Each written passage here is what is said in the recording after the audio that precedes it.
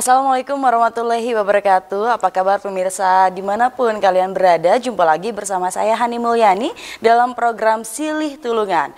Nah pemirsa, pada kali ini tema kita yaitu investasi untuk pemulihan ekonomi di Jawa Barat. Yang pastinya sekarang ini kita masih dalam masa pandemi COVID-19. Dan yang pastinya di studio ini sudah ada dua narasumber yang hadir bersama kita di sini. Yang pertama ini ada Kepala Dispusipda Jawa Barat, Insinyur Haji Ahmad Hadadi MSI. Halo Pak, apa kabar Pak? Alhamdulillah baik. Assalamualaikum. Alhamdulillah baik, waalaikumsalam. Dan di sini juga telah hadir bersama kita Kepala Dinas Penanaman Modal Perizinan Terpadu Satu Pintu atau DPMPTSP Jawa Barat, Ibu Noneng Komara. Assalamualaikum Ibu, apa kabar? Baik, alhamdulillah. Alhamdulillah.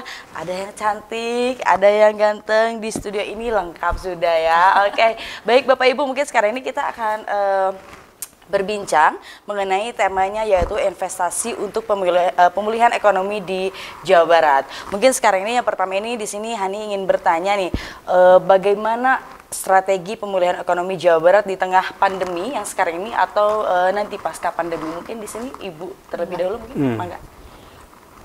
Saya dulu ya. Boleh mangga Ibu, mangga. Ya, kalau kita melihat program itu ada 3 program yang sebagai strategi ya, yang strategi Pak Gubernur di Jawa Barat. Pertama adalah rescue gitu, kemudian recovery, kemudian normalisasi. Nah itu memang berkaitan erat juga dengan investasi.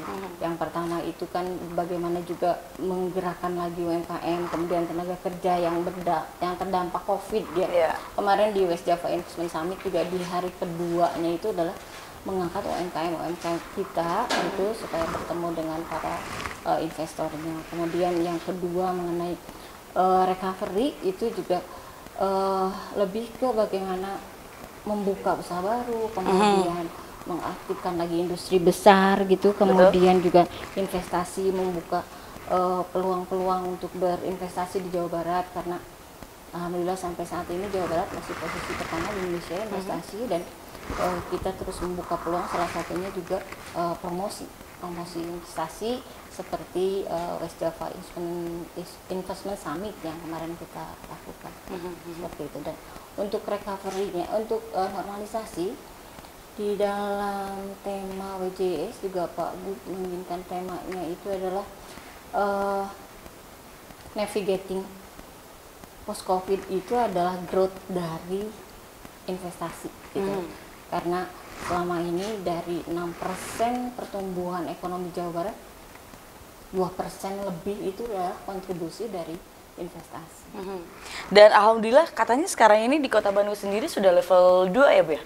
Atau masih di level 3 Pak? Level 2. Masih di level 2? Ya, level 2. Oke, iya, level 2 dan diharapkan nanti jadi level 1. Dan diharapkan nanti sudah tidak pandemi lagi ya Pak ya? Amin, ya Rabbal. Amin.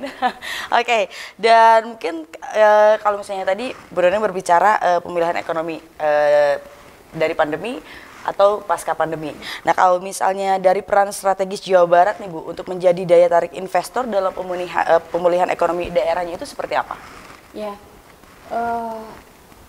sampai saat ini tadi saya sampaikan kita posisi pertama di Indonesia, dan alhamdulillahnya justru sejak triwulan 4 2020 bukan hanya PMA yang menjadi nomor satunya, tetapi juga PMDN. Jadi pada semester 1 2021 ini baik PMA maupun PMDN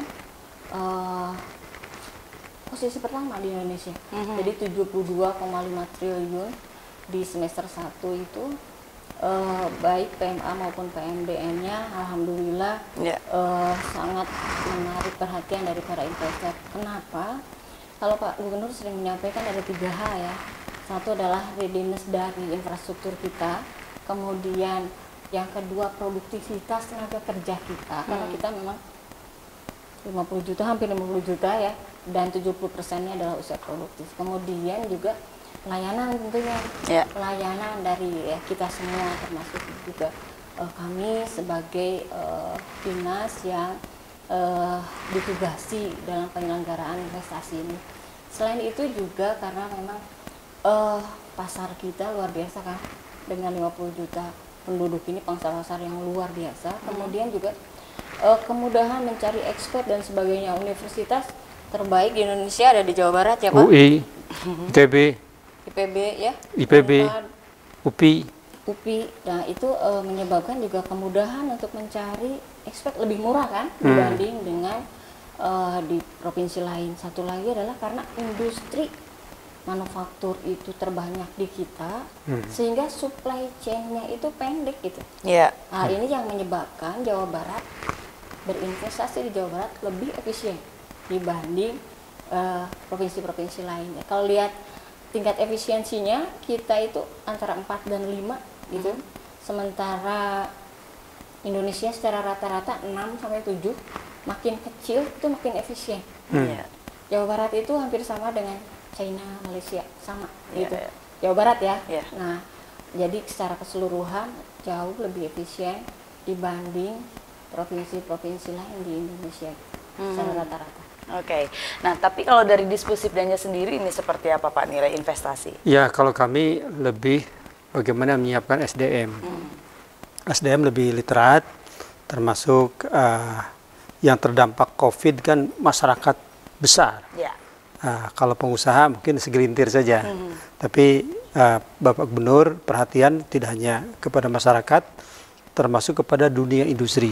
Bagaimana agar semua bahu-membahu kolaboratif antara pelaku usaha besar dan juga pelaku usaha kecil dan masyarakat pada umumnya. Kami hadir melakukan pemberdayaan, membuka wawasan dengan menyiapkan bahan-bahan bacaan yang lebih inspiratif dan juga bagaimana masyarakat supaya lebih literat dan menjadikan perpustakaan bertransformasi sehingga menginspirasi tidak hanya kepada vokasional tapi juga menyangkut masalah mental biar punya jiwa juang. Iya, betul. Nah, tapi kalau misalnya sekarang ini Pak, kalau misalnya zaman dulu itu kan kita kalau misalnya mau ke perpustakaan itu kita harus datang ke tempatnya Pak ya. Tapi kan mungkin di era digital seperti sekarang ini 4.0 ini gitu kan Pak, apakah dari Disposibda sendiri itu sudah mengikuti atau sudah memasuki ke era digital, aplikasi atau apa gitu Pak? Mungkin Kita boleh? punya Candil, Oke, Candil. membaca di Digital Library. Oke, kirain Candil yang di makanan itu bukan ya Pak? Bukan ya, oke. Kita punya aplikasi dan buku-buku yang ada di Candil itu semua gratis, termasuk di sana ada yang sifatnya vokasional ada, yang sifatnya rekreatif juga ada, yang untuk para pelaku usaha juga ada. Bagaimana kiat-kiat sukses bisnis kami siapkan jadi apa ya? lengkap. Oh, lengkap. Kita punya banyak judul lah. Ada 1.500. Ini juga ada kolecer ya Pak yang dari Bapak. Oke. Ada kotak literasi cerdas, kolecer. Oke. Nah, itu yang masih tidak digital. Yang digitalnya kami punya. Keren. Berarti kalau misalnya sekarang ini mungkin pemirsa dimanapun kalian berada, jadi kalau misalnya ingin datang ke perpustakaan, apalagi misalnya kayak dari rumah harus ke perpus, aduh kayaknya harus mikir macetnya, malesnya, nggak jadi aja baca bukunya ya Pak ya. Dan kita juga punya makan jengkol. Apa itu Pak? Mari kita antar buku menggunakan Grab online. Oh, mari kita antar buku menggunakan Grab online atau angkutan online gitu ya Pak? Iya. Oke, itu caranya seperti apa Pak? Ya sama seperti untuk makanan. Cuman kita kirim buku. Oke, ordernya nih Pak, kan kalau kita mau makan kan pasti order tuh lewat aplikasi gitu ya Pak ya. Nah kalau misalnya order bukunya ini kemana Pak? Kalau mau buku manualnya, buku teksnya, kami bisa pinjamkan dan bisa kirimkan melalui Gojek online. Oh, oke. Tapi kalau tadi Candil, tinggal klik, buka di Play Store, nanti masuk ke punya akun, nanti masuk ke aplikasi Candil. Oh, jadi silakan, itu gratis. Tidak berbayar sama Tidak sekali? berbayar. Tidak ada biaya bulanan ya Pak? Tidak ada. Oh, keren. Jadi silakan mungkin untuk pemirsa dimanapun kalian berada, kalau misalnya ingin membaca buku mengenai hal apapun itu ya Pak ya, bisnis ada ya Pak ya. Pokoknya lengkap, bisa download di Play Store atau juga di App Store. Yang galau-galau, yang stres-stres, Insya Allah banyak buku-buku Apa? keagamaan Remaja ada. Cinta ada, Pak? Oh bisa. Oh wow, download aja lewat handphone ya Pak Ya. di Play Store atau juga di App Store. Ya. Nanti tinggal di search aja Candil ya Pak ya. Candil. Candil. Dan sekali lagi aplikasi itu tidak berbayar sama sekali ya Pak ya. Ya. Atau misalnya kalau kalian ingin makan jengkol ya Pak ya. Ya. Tapi bukan di warung nasi, ini makan jengkolnya ya Pak ya. Kirim buku. Kirim buku. Nah, kirim buku nanti kita akan antar lewat aplikasi online ya Pak, Ya. angkutan online ya Pak Ya. ya. Itu lewat Grab. Grab. Kita atau kerjasama Grab. Gojek juga Ya. ada. Ya. Bekerja sama itu Ya. ya Pak ya. Bekerja sama. Oke. Jadi sekarang ini tidak ada alasan lagi untuk malas membaca buku karena sudah dipermudah juga dari Ya. Dispusipda ya Pak ya. Ya. Oke, luar biasa. Nah, sekarang ini mungkin kita akan bertanya kembali kepada Ibu mungkin. Nah, apakah Jawa Barat ini nih Bu merupakan daerah yang seksi dalam investasi? Karena memang banyak sekali, apalagi sekarang ini kalau misalnya kita lihat di Jawa Barat, khususnya mungkin di Kota Bandung, banyak sekali tempat-tempat wisata yang baru. Dan yang pastinya banyak sekali peminat-peminat dari luar Kota Bandung untuk berekreasi ke sini ya Bu ya. Dan kalau misalnya dilihat dari infrastruktur nih Bu, pendukung yang sangat baik dan juga SDM yang lebih unggul dari provinsi lain kan berbeda gitu Bu, Jawa Barat gitu. Mungkin tanggapannya dari Ibu seperti apa? Ya, itu yang tadi saya sampaikan ya, salah satu keunggulan kita memang infrastrukturnya yang siap gitu. Kita sekarang juga sudah ada support Patimban, kemudian kita juga terus-menerus untuk mengembangkan airportnya yang di Kertajati, itu juga merupakan infrastruktur yang kesiapan dari kita. Kemudian selain juga jalan-jalan yang kita bangun tentunya ya. Salah satunya juga di mana? Jabar Selatan. Jabar Selatan. Jabar Selatan. Kemudian juga kita terus memantau gitu kereta api cepat. Itu kan juga menjadi daya tarik utama ya, karena itu juga pertama mungkin di Indonesia, sehingga dari Jakarta ke Bandung lebih termasuk mudah, tol Bu, ya. Cileunyi, Sumedang, Dawan. Itu juga Cisumdawu yang terus-menerus kita pantau juga penyelesaiannya seperti itu. Nah, karena nanti kalau kita kan sedang membangun atau mengembangkan suatu area sebagai destinasi baru investasi gitu, yang kita sebut Rebana. Tentu saja di dalamnya juga dengan kesiapan utilitasnya gitu, termasuk spam regional yang di Jati Gede itu menjadi salah satu sumber dari air nanti yang mengairi Rebana gitu. Kemudian juga waste to energinya, bagaimana pengelolaan sampahnya gitu, termasuk energi yang lain. Itu mungkin yang terus-menerus kita siapkan, dan kita juga mendorong Jabar Selatan. Tadi kan disampaikan pariwisata, karena kalau kita lihat memang pariwisata itu menjadi sektor pengungkit yang paling cepat terhadap pertumbuhan ekonomi. Dan Jabar Selatan itu sangat potensi dengan pariwisatanya ya Pak ya, dari sejak Sukabumi sampai Pelabuhan Ratu Sukabumi. Iya, Pangandaran seperti itu, wisatanya keren, luar biasa. Mungkin tidak kalah juga dengan Bali ya. Betul. Atau di luar negeri sekalipun gitu. Kemudian juga potensi agrobisnis di sana. Kemudian juga tentu saja ada juga termasuk energi bayu di sana, dan jadi kan Jawa Barat seksi tadi. Ya, betul. Nah, oke, Bapak Ibu, kita akan break sejenak, obrolan kita semakin seru. Untuk pemirsa dimanapun kalian berada, jangan kemana-mana, kita akan segera kembali.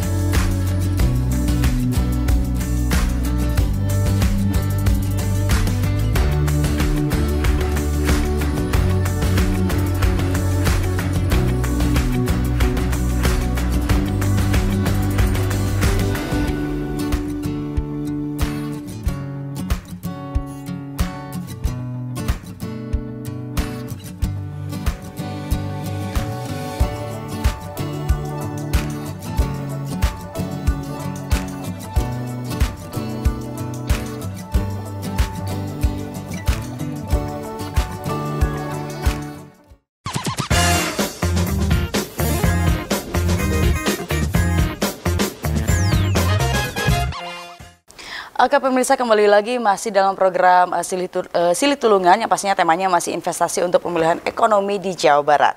Nah Bu, kalau misalnya tadi kita berbicara mengenai investasi yang seksi di Jawa Barat ini gitu ya. Mungkin selanjutnya sektor apa nih Bu yang menjadi incaran daya tarik dan incaran para investor pastinya untuk memberikan investasinya di Jawa Barat khususnya? Ya.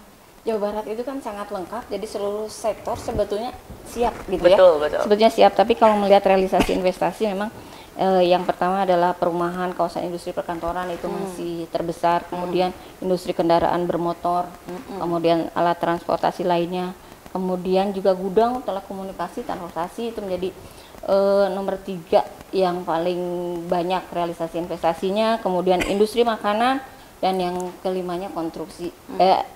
Konstruksi itu sebetulnya sektor-sektor yang terbesar kalau kita melihat dari realisasi investasi. Tetapi kita lengkap, semua sektor ada di Jawa Barat sebetulnya. Betul. Nah, mungkin tanggapan dari Bapak sendiri gimana nih Pak? Ya betul, Jabar tadi yang disampaikan oleh Bu Kadis. Ya kalau kami kan lebih sifatnya memberikan edukasi, memberikan pendampingan, termasuk kami bertanggung jawab bagaimana membangkitkan ekonomi di pedesaan. Pak Gubernur sekarang sudah launching petani milenial. Kami pun sudah berkolaborasi dengan Kementerian Pertanian dalam rangka bagaimana perpustakaan dengan transformasinya berbasis inklusi sosial untuk mewujudkan kesejahteraan. Jadi kami punya pustakawan di provinsi dan juga di daerah-daerah. Kita kolaborasi dan kami melengkapi bahan-bahan bacaan. Dan untuk pemulihan ekonomi daerah pun kami kolaborasi dengan penerbit. Sehingga penerbit di Jawa Barat sekarang memproduksi buku-buku yang memang relevan dalam rangka membangkitkan pemulihan ekonomi. Dan nanti buku-bukunya akan kami drop ke taman-taman bacaan, pojok-pojok baca yang ada di perpustakaan desa. Sehingga diharapkan informasi kekinian bisa diakses di tempat terdekat di perpustakaan desa. Betul. Oke. Karena takutnya juga kan Pak kalau misalnya di pedesaan anak-anak atau juga masyarakat, kalau di desa kan kadang agak susah sinyal ya Pak. Kalau misalnya mau download Candil juga kan takutnya bingung juga ya Pak. Tapi alhamdulillah di sana ada pojok baca. Dan kami punya Puslink. Apa itu Pak? Perpustakaan keliling.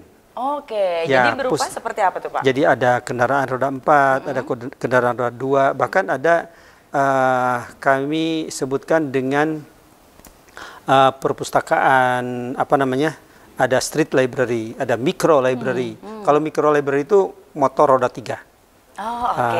Jadi mereka siapkan motor roda 3, kotaknya diisi buku sehingga bisa masuk ke gang-gang. Bahkan ada beberapa perpustakaan desa melayani dengan sepeda. Ya, hari Sabtu Minggu dia bawa rangsel, isinya buku-buku dan pelanggannya sudah terdata. Dia menjadi anggota perpustakaan. Dia datang kunjungi. Jadi yang aktif adalah petugas perpustakaan, datang ke kampung-kampung. Luar biasa, keren. Oke, dan selanjutnya mungkin ke Bu Neneng ya Bu ya. Berapa nih Bu nilai realisasi investasi di Jawa Barat mungkin pada tahun sekarang, tahun 2021 ini? 2021 ini baru rilis sampai semester 1 ya. Jadi sampai Juni gitu, itu ada 72,5 triliun. Wow. Nah, kemudian kita juga ditarget 127 triliun di tahun ini, mudah-mudahan tercapai. Kita optimis juga tercapai dan itu merupakan target tertinggi juga untuk sebuah provinsi ya. Dan kita berkontribusi sekitar 15% itu terhadap nasional. Jadi apapun yang terjadi di Jawa Barat akan pengaruh terhadap perekonomian dan investasi secara nasional. Tapi kan Bu, lagi masa pandemi seperti sekarang ini Bu, apakah mengurangi peminat para investor nggak sih Bu untuk investasi di Jawa Barat ini Bu? Pastinya ada ya, karena tidak bisa bertemu kan. Mereka itu untuk menanamkan triliunan atau ratusan miliar tentunya juga ingin melihat langsung. Betul. Tapi tetap kami lakukan supaya menjaga bonding itu, kami melakukan virtual gitu, virtual meeting dengan para investor ini. Jadi saya keliling dunia lewat Zoom. Lewat dari tempat kerja saya. Jadinya itu terus kita lakukan. Kemudian juga tadi kami juga sistem yang kami buat itu supaya para pemohon izin juga tidak usah datang ke PPTS. Dengan sistem yang kami buat, dia cukup memperoleh izin itu dari wilayahnya. Itu juga yang kami lakukan. Kemudian juga literasi Pak, mungkin nanti juga kerjasama dengan Dispusidda, karena dari 7,5 juta UMKM ini yang kecil nih ya. Karena kita sedang mempush juga yang kecil, baru 3%-nya yang punya nomor induk berusaha. Jadi kelihatannya kita perlu kampanye untuk nomor induk berusaha, karena NIB ini akan membuat kemudahan si UMKM. Dia secara otomatis memperoleh sertifikasi halal, memudahkan ekspor impor, kemudian juga dengan NIB ini dia punya akses terhadap perbankan, punya akses terhadap investor besar. Nah, cuma mungkin kita harus terus-menerus literasi gitu, berbagai pihak, terutama juga dari Bapak, supaya jangan takut atau jangan ragu gitu untuk karena masuk OSS-nya hanya 5 menit atau 10 menit gitu untuk memperoleh NIB, kemudian si UKM itu menjadi legal dan formal gitu. Oke, seperti itu ya Bu ya. Nah, tapi ada nggak sih Bu kebijakan pemerintah daerah dan berbagai insentif yang memberikan kemudahan bagi para investor, mungkin apalagi di masa pandemi seperti sekarang ini? Karena sekarang kan regulasi berubah ya, dengan adanya UCK, kita juga kemudian membuat Ranperda tentang kemudahan berusaha dan berinvestasi, itu mengeliminir sekitar 40-an perda.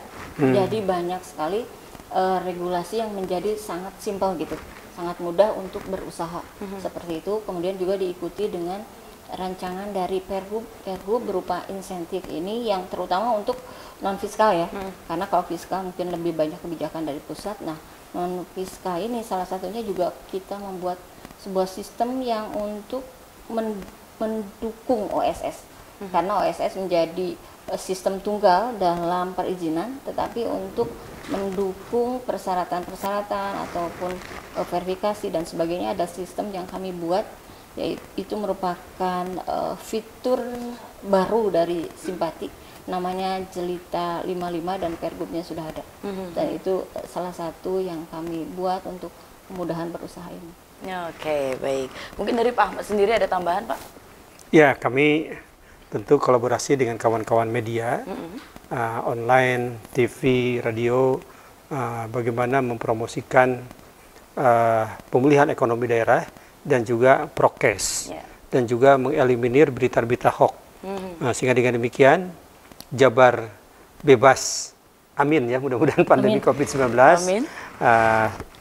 ekonomi segera pulih dan kita beradaptasi dengan kebiasaan baru. Betul. Dan tetap menjaga prokes. Ya, betul. Apalagi juga mungkin untuk pemirsa di rumah, karena sekarang ini di sosial media kan banyak sekali berita-berita mengenai berita yang hoax gitu.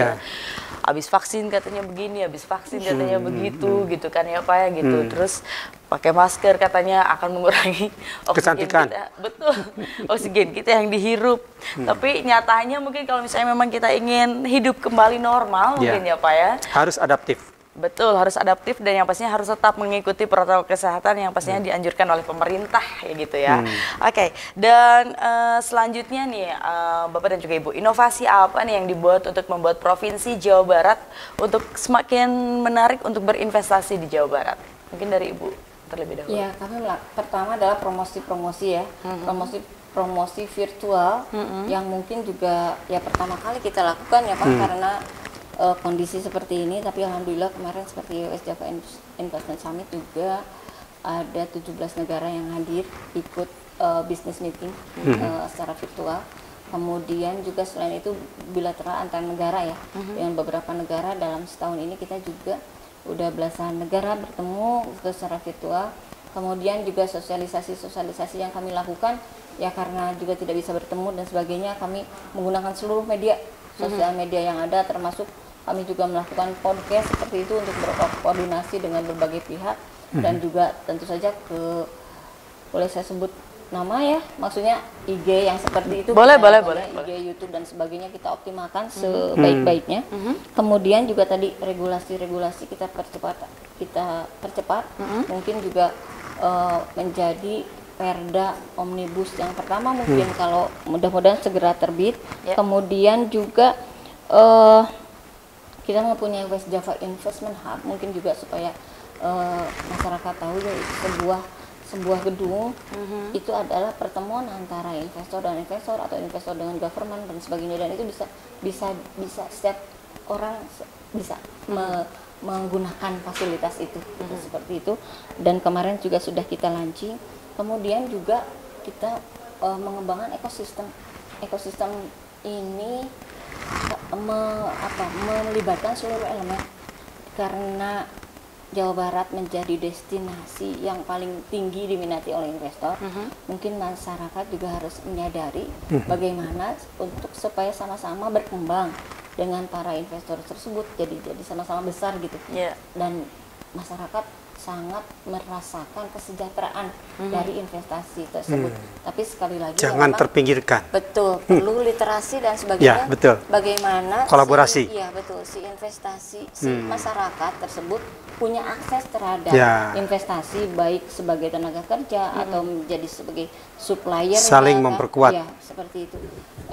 Jadi tidak saling menjatuhkan, tapi sama-sama berkembang gitu, sama-sama berkembang, bahwa kita sedang berubah dan kita saling memang membutuhkan, yang paling banyak diminati gitu. Betul. Seperti itu.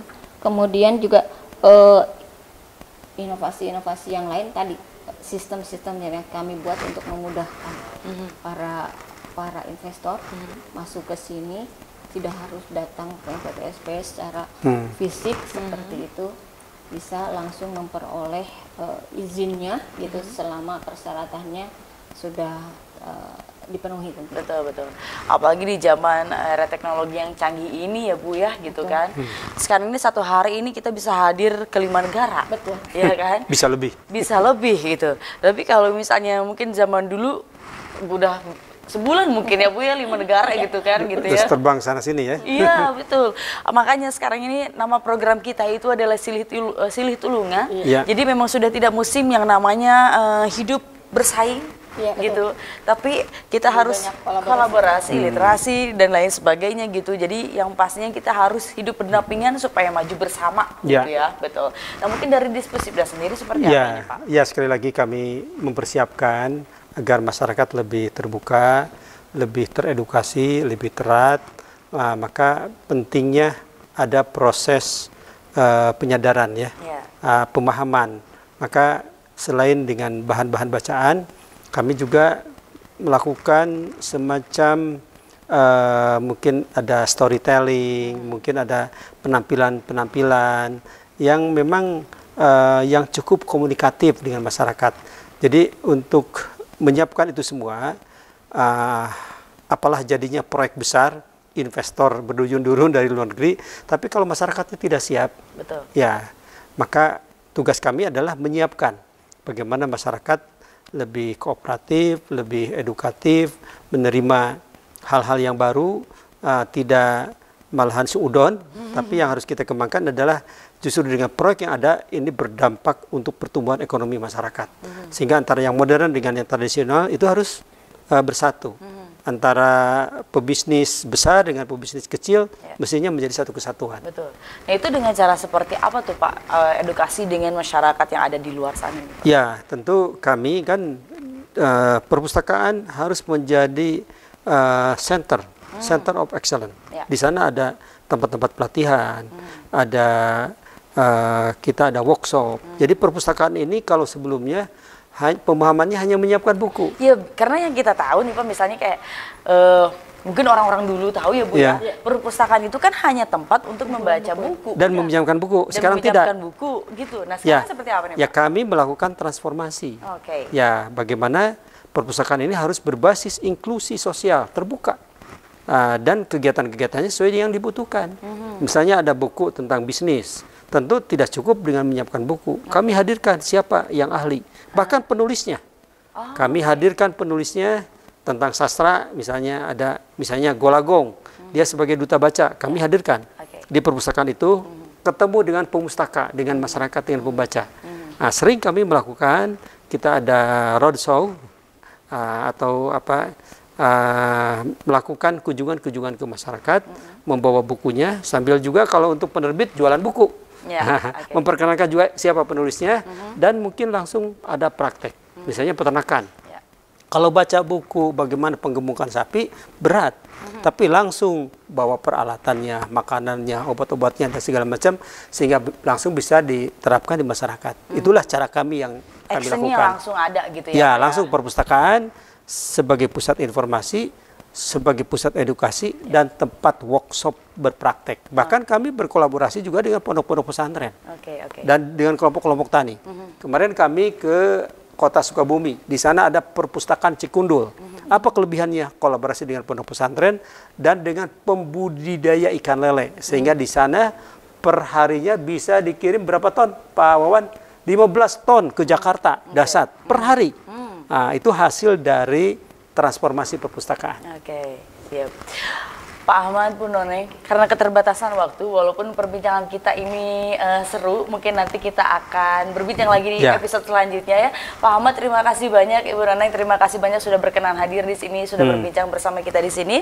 Pemirsa yang ada di rumah, terima kasih banyak telah menyaksikan program Silih Tulungan.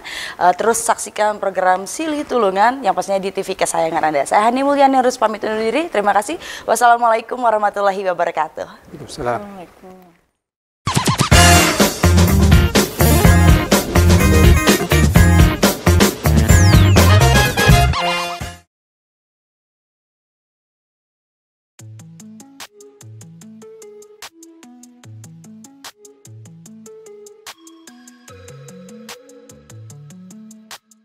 Untuk kamu yang ingin memiliki aplikasi Candil ini, caranya mudah loh. Buka Play Store dan ketikkan kata kunci Candil pada tab pencarian. Lalu install di smartphone kamu. Selain itu, Candil juga sudah tersedia dalam versi Windows.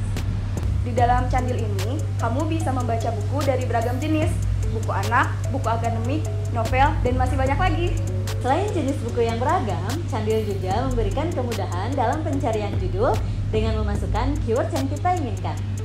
Kemudahan lainnya yaitu kamu dapat copy-paste kutipan dalam buku berikut dengan sumbernya dan juga dapat menandai tulisan yang menurut kamu penting.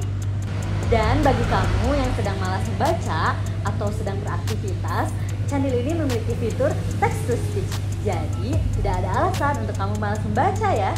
Bagi pembaca yang sering membaca dari aplikasi Candil ini, namanya akan muncul di halaman awal aplikasi sebagai pembaca terbaik.